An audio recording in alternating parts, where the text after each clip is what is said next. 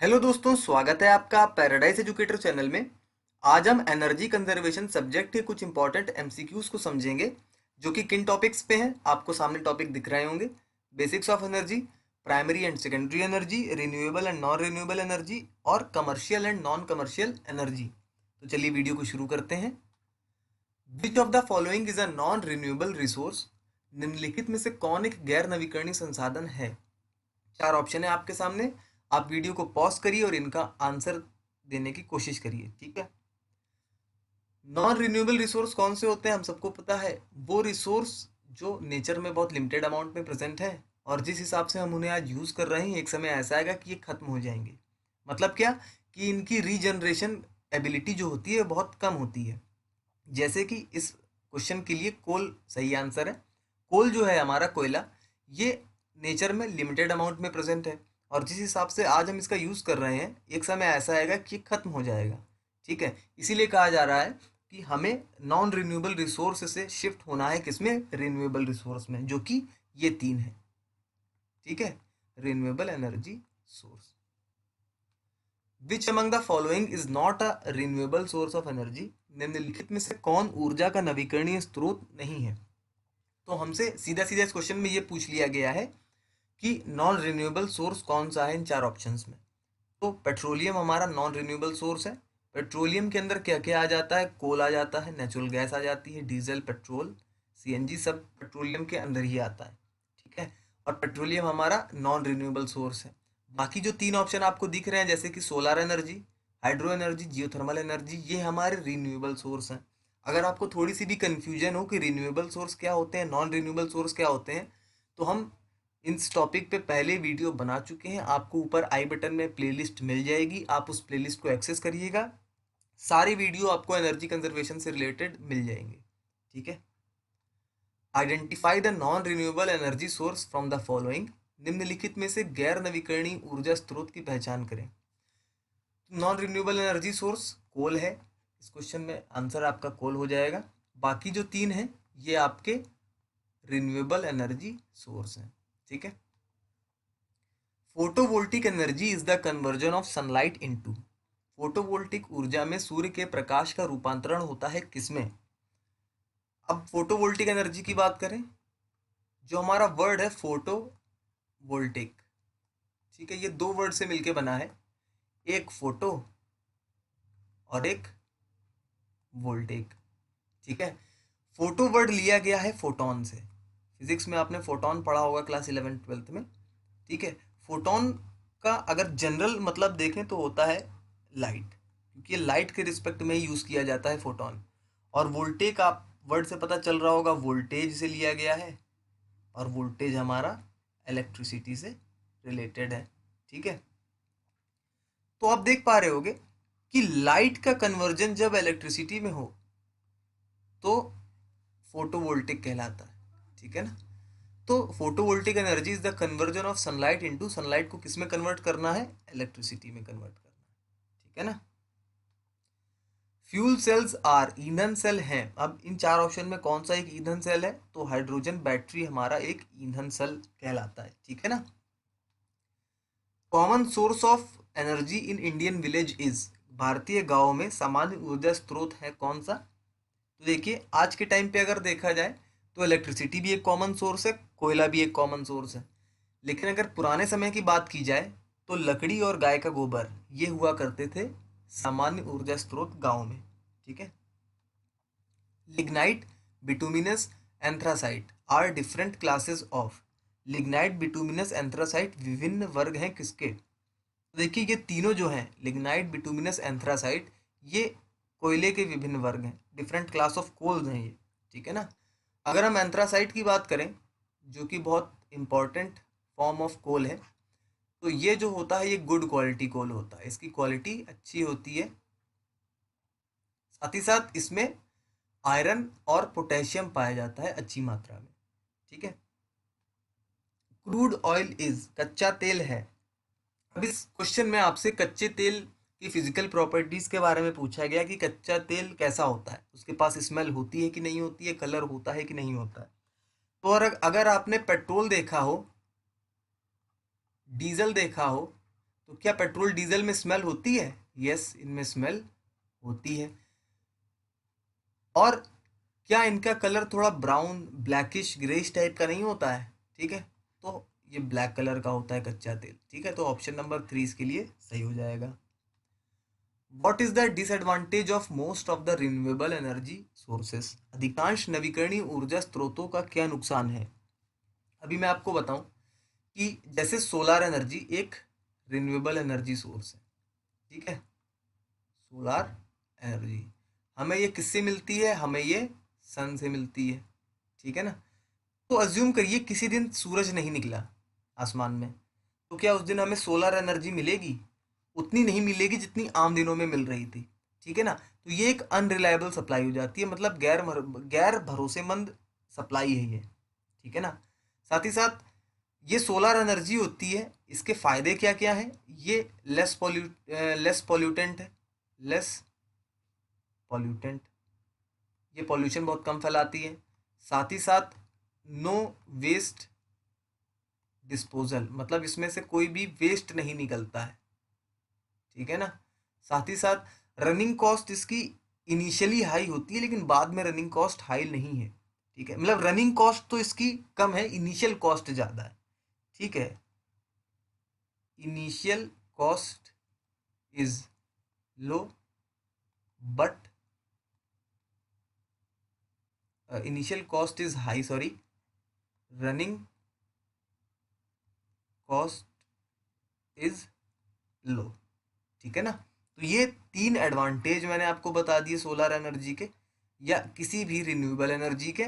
और डिसएडवांटेज बस एक ही है कि ये अनरिलायबल सप्लाई है, चाहे सोलर एनर्जी हो, चाहे विंड एनर्जी हो, चाहे टाइडल एनर्जी हो, चाहे जियोथर्मल एनर्जी हो। ठीक है। Source of geothermal energy is, भूतापीय ऊर्जा का स्रोत क्या है? सूरज से हमें भूतापीय ऊर्जा मिलती है, टाइड से मिलती है, अर्थ से मिलती है कि एयर से मिलती है? अब देखिए, जो हमारी जियोथर्मल एनर्जी है ये 2 वर्ड से मिलके बनी है, एक है हमारा जियो और दूसरा है हमारा थर्मल। जियो वर्ड यूज किया जाता है अर्थ के केस में, अर्थ के रिस्पेक्ट में यूज किया जाता है, और थर्मल का मतलब आपको पता है हीट होता है। तो अर्थ से मिलने वाली हीट हमें जियोथर्मल कहलाती है, या अर्थ से जो हमें हीट मिल रही है वो जियोथर्मल एनर्जी कहलाती है, क्योंकि हीट भी एक तरीके की एनर्जी है। ठीक है ना। तो कहाँ से मिल रही है? अर्थ से मिल रही है, तो इस क्वेश्चन का आंसर हो जाएगा अर्थ। ठीक है। Which of the following is renewable energy? निम्नलिखित में से कौन नवीकरणीय ऊर्जा है? नवीकरणीय ऊर्जा मतलब जो रिन्यू हो सकती है, रीजनरेट हो सकती है, अर्थ पर बहुत अमाउंट में प्रेजेंट है। तो इन 4 ऑप्शंस में टाइड्स रिन्यूएबल एनर्जी सोर्स है। ठीक है ना। कहाँ से मिलती है हमें? सन के सॉरी मून के ग्रेविटेशनल पुल की वजह से मिलती है, मून ग्रेविटी फोर्स। ठीक है ना। और बाकी जो 3 आपको ऑप्शंस में दिख रहे हैं वो है नॉन रिन्यूएबल एनर्जी सोर्सेज। ठीक है। Which of the following problem is associated with the burning of coal? निम्नलिखित में से कौन सी समस्या कोयले के जलने से संबंधित है? Acid rain, carbon dioxide emission, ash, या तीनों? ठीक है ना। तो अगर हम बात करें कोल के कंबशन की, दहन की, जब आप कोल को जलाते हो तो राख तो मिलेगी ही मिलेगी, किसी भी चीज़ को जलाओगे आप। उसके बाद ये गैस कौन सी रिलीज होती है? Carbon dioxide, sulphur dioxide, nitrogen dioxide, carbon monoxide. ठीक है। तो ये जो चारों गैसेस होती हैं ये टॉक्सिक होती हैं, मतलब जहरीली होती हैं, पॉइजनस होती हैं, तो ये इंसानों को भी हार्म करती हैं। साथ ही साथ जब ये गैसें ऊपर आसमान में जाती हैं तो क्लाउड फॉर्म होते हैं। ये जो क्लाउड होते हैं जहाँ बरसते हैं, तो क्योंकि ये जो गैसेस हैं ये एसिडिक नेचर की होती हैं। कैसी नेचर की? एसिडिक नेचर की होती हैं। ठीक है ना। तो जो हमारी रेन होती है वो भी एसिडिक होती है, तो इसीलिए हम एसिड रेन को अम्लीय वर्षा कहते हैं। तो इन इस क्वेश्चन के आंसर हो जाएगा आपका ऑप्शन नंबर 4, कि भाई कोल के कंबशन से एसिड रेन भी हो रही है, कार्बन डाइऑक्साइड एमिशन भी हो रहा है और ऐश भी प्रोड्यूस हो रही है। अगर आपको समझना है कि एसिड रेन क्या होता है बहुत अच्छे से, तो हमारी प्लेलिस्ट एनर्जी कंजर्वेशन की है, उसमें आपको एसिड रेन क्या होता है उस पर वीडियो मिल जाएगी, आप उसको ज़रूर से देखिएगा, आपको बहुत अच्छे से समझ में आ जाएगा कि व्हाट इज एसिड रेन। ठीक है। Which of the following energy sources does not produce carbon dioxide? निम्नलिखित में से कौन सी ऊर्जा स्रोत कार्बन डाइऑक्साइड का उत्पादन नहीं करती है, तो ऑप्शन के हिसाब से यूरेनियम एक ऐसा एनर्जी सोर्स है जो कार्बन डाइऑक्साइड रिलीज नहीं करता है। बाकी आप जलाओगे तो आपको कार्बन डाइऑक्साइड मिलेगी, लेकिन यूरेनियम क्या होता है, न्यूक्लियर पावर प्लांट में यूज होता है। न्यूक्लियर पावर प्लांट में यूज होता है। दो प्रोसेस होते हैं यूरेनियम में, एक होता है न्यूक्लियर फिजन और एक होता है हमारा न्यूक्लियर फ्यूजन। ठीक है ना, इनके ऊपर मैं अलग सी वीडियो लेके आऊँगा। अभी इस क्वेश्चन का आंसर है आपका यूरेनियम। ठीक है, which of the following is not a type of primary resource, निम्न में से कौन सा प्राथमिक संसाधन का एक प्रकार नहीं है। ठीक है, तो प्राथमिक संसाधन क्या होते हैं, प्राइमरी रिसोर्स वो होते हैं जो हमें नेचर से मिलते हैं। किससे मिलते हैं, नेचर से। ठीक है, सारे रिसोर्स जो हमें नेचर से मिल रहे हैं वो प्राइमरी रिसोर्स है, जैसे कि कोयला, क्रूड ऑयल, सनलाइट, ये तीनों प्राइमरी रिसोर्स हैं क्योंकि हमें ये नेचर से मिल रहा है। हाइड्रोजन एनर्जी जो है ये हमें नेचर से नहीं मिलती है, ये एक तरीके की आर्टिफिशियल एनर्जी है, या हम कह सकते हैं इसे सेकेंडरी एनर्जी है। ठीक है, energy resources which are being used for many decades are known as, ऊर्जा संसाधन जिनका उपयोग कई दशकों से किया जा रहा है कहलाते हैं। जिनका इस्तेमाल कई सालों से किया जा रहा है, हमारे दादा परदादा किया करते थे, हम भी आज वो कर रहे हैं, उन्हें हम कन्वेंशनल एनर्जी सोर्स कहते हैं। ठीक है, हिंदी में पारंपरिक ऊर्जा स्रोत के नाम से भी इन्हें जाना जाता है।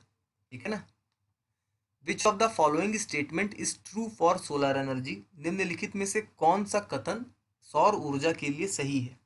तो अगर हम सोलर एनर्जी की बात करें, सोलर एनर्जी एक तरीके की सेकेंडरी एनर्जी है। सेकेंडरी एनर्जी क्या होती है, जो प्राइमरी एनर्जी से प्रोड्यूस होती है। दूसरी चीज़, ये रिन्यूएबल एनर्जी है। रिन्यूएबल एनर्जी क्या होती है, जो बहुत ज़्यादा अमाउंट में अर्थ पे प्रेजेंट है। ठीक है ना, और ये कभी खत्म नहीं होगी। ठीक है, इतनी अमाउंट में इसमें प्रेजेंट है। साथ ही साथ ये नॉन कन्वेंशनल एनर्जी सोर्स है। नॉन कन्वेंशनल एनर्जी क्या होती है भाई, जिनका इस्तेमाल हमने अभी करना शुरू किया है, पुराने समय में इसका इस्तेमाल नहीं होता था। ठीक है, तो क्वेश्चन का आंसर क्या हो जाएगा, it is renewable and non conventional source of energy. ठीक है, wind and hydrogen energy are example of, पवन और हाइड्रोजन ऊर्जा किसका उदाहरण है। तो विंड एनर्जी जो होती है ये एक तरीके की प्राइमरी एनर्जी है। ठीक है, नेचुरल एनर्जी है। और हाइड्रोजन क्या है, ये सेकेंडरी एनर्जी है, आर्टिफिशियल एनर्जी है। ठीक है, तो इस क्वेश्चन का आंसर हो जाएगा हमारा option number B. On the basis of origin energy resources are classified into natural and artificial resources, उत्पत्ति के आधार पर ऊर्जा संसाधनों को प्राकृतिक और कृत्रिम संसाधनों में वर्गीकृत किया जाता है। जी हाँ, इसका आंसर है true.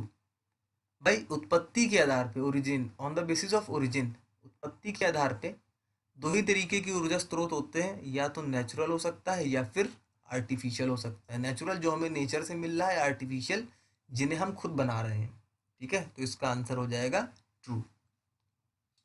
The main source of production of biogas is, biogas के उत्पादन का मुख्य स्रोत क्या है। तो भाई बायोगैस बनाई जाती है ह्यूमन वेस्ट से भी, काउडंग से भी, लाइव स्टॉक वेस्ट से भी। तो इसका आंसर हो जाएगा ऑप्शन नंबर 4।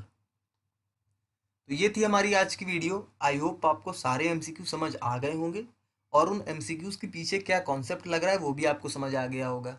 अगर आपको कोई एमसीक्यू नहीं समझ में आया हो या कोई कॉन्सेप्ट ना समझ में आया हो तो आप इस वीडियो को दोबारा देखिएगा। साथ ही साथ इस वीडियो में जितने भी एमसीक्यू आपको मिले हैं उन सारे टॉपिक्स पे मैं पहले वीडियो बना चुका हूँ। आप उन टॉपिक्स को भी ज़रूर से देख लीजिएगा ताकि आपका बेस क्लियर हो जाए। ठीक है ना, अगर वीडियो अच्छी लगी हो तो लाइक और शेयर करिएगा। अगर आप चैनल पर नए हो तो चैनल को सब्सक्राइब कर लीजिएगा। अगली वीडियो जल्द आएगी, तब तक के लिए जय हिंद, जय भारत।